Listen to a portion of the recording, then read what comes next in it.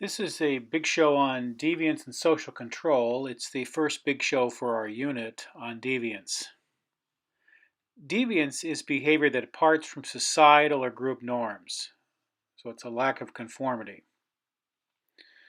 There's different types of deviance. Negative deviance is behavior that underconforms to accepted norms. You're not doing what everyone in society thinks you should do. And I want to clarify, deviance is not just being unique.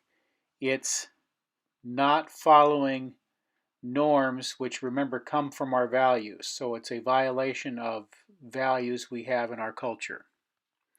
Positive deviance is behavior that overconforms to accepted norms.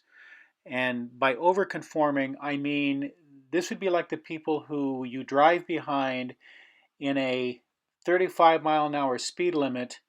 They drive 34 because 35 miles per hour is the speed limit, and they would never exceed the limit. And yet for most of us on the road, that's much too slow. The speed limit is the minimum drive. That's how we would look at it, but a person who displays positive deviance would read that sign literally and just be the maximum. A deviant is a person who breaks significant societal or group norms. And I like that word significant there. This is not, a deviant is not someone who who doesn't wear the most stylish clothes or picks their nose in public. That is not exactly what we're talking about here for deviant behavior. Social control are ways to encourage conformity to society's norms. And there are a variety of different types of social control. There's internal social control within the individual, and it's developed through the socialization process.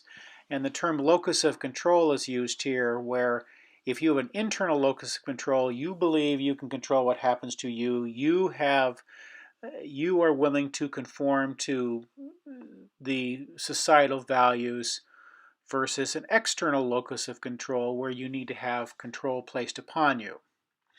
And when I'm talking here about like social values, I think it's important to clarify what I mean here. For example, in our culture, we value private property. So if you steal someone else's private property, you are violating that value of private property. You're not respecting that, and that would be a deviant act.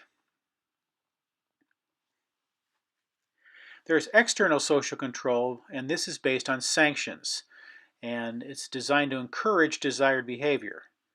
These are the rules that we have in our society, or the punishments, if you will. There are positive sanctions, so this is an example of a way to encourage people. This is all types of approval used to encourage conformity. So this might be awards or prizes or trophies. Anything, it can be also more informal, whether it be a smile or a pat on the back. These are types of things done to encourage conformity, telling you good job.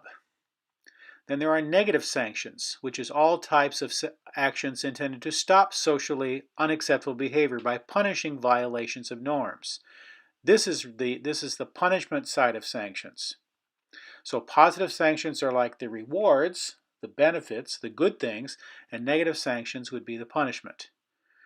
And I want to end with a word about social control and power. Both internal and external social control are shaped heavily by those in power in society.